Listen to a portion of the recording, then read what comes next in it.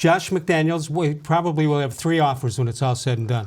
And you say of the candidates now, you say you'd take him.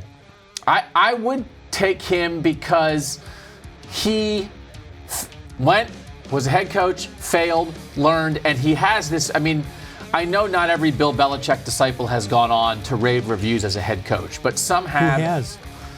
I mean, Mike Vrabel wasn't a coach in New England, but he certainly learned from Belichick, and he's doing pretty good.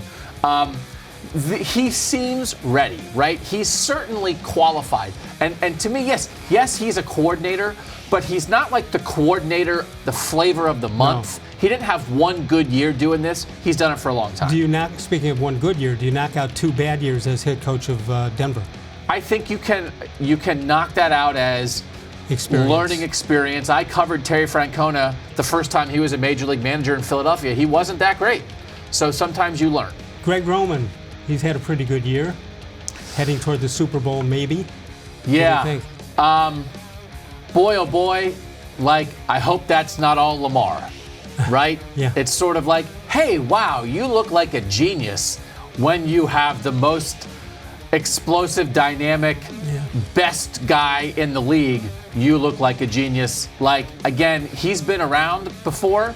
This is the kind of thing that would make me a little bit nervous because why is he a hot name right now? It's because his quarterback is awesome. All right, go to the defensive side of the ball. Now, I hope they make a decision one way or the other so I can finally figure out how this guy pronounces his name.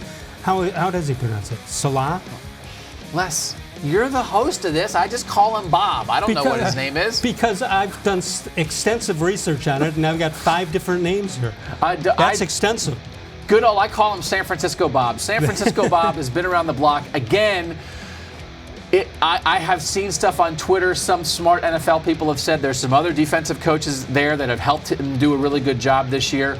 And it's like, wow, they look really good once they got Nick Bosa and Richard Sherman. Yeah, and who wouldn't? This again, these kind of guys who are hot because their team is good, but you look at their team and they have good players, it just makes me a little nervous. Josh Daniels would not make me nervous. Kevin-Stefanski, I don't know if he's involved in third federal savings or not, but he's a candidate with the Minnesota Vikings. What do you think, Kevin-Stefanski? I mean, obviously they know this guy. They've interviewed this guy before.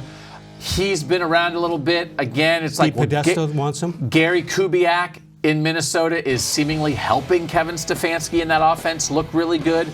So again, I would take Stefanski second behind McDaniels, but my faith in McDaniels is significantly higher, I think, than anybody else. Brian-Daboll, who was come back in the minds of Cleveland Browns fans. You don't want him because he was here before?